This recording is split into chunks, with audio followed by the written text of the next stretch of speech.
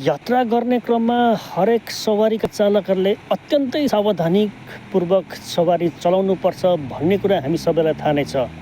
त्यसैले आफ्नो ज्यान जोखिमबाट बचाउनको लागि चाहिँ सवारीको चालक धेरै नै चनाखो पनि हुनुपर्दछ।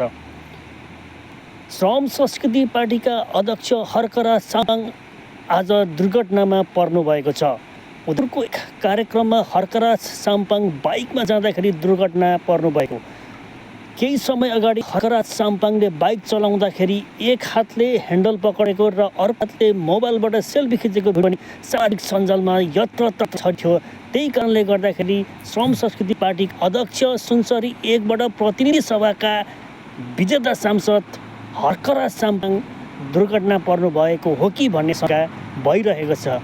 अब ट्राफिक नियम उल्लङ्घन गरेको उहाँलाई कारबाही होला हेर्न बाँकी छ। धन्यवाद।